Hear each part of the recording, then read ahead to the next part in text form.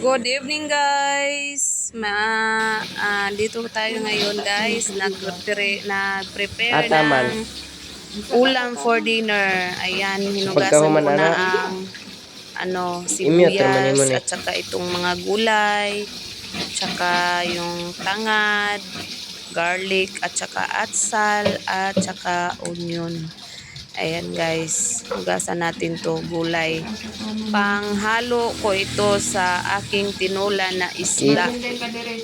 Alam nyo guys, hindi ako gusto magluto ng kahit anong lutuin, isda or ano pa yan. Gusto ko meron talagang gulay. Kasi paborito ko ang gulay. Ayan, hugasan ko muna. Maliit lang naman to, konti lang naman ang gulay na ito. Ayan. Good evening. Shouty sa lahat. And guys, meron na naman tayong taga-video dito. Oh. Ayan ang ating isda. Dalawang ulo ng isda. Ito guys, dalawang ulo ng isda. Mamsa to na isda guys. At saka meron namang natira isang isda yung natira sa yung inihaw ng aking asawa nung isang gabi. Ayan, sinali ko na lang. Lagay natin ang tangad.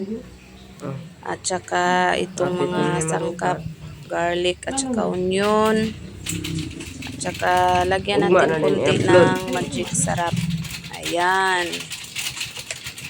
Minagic ang kanyang sarap guys. Good evening sa lahat. Ayan. Konti lang magic sarap guys. Ayan. Bago tayong ligo.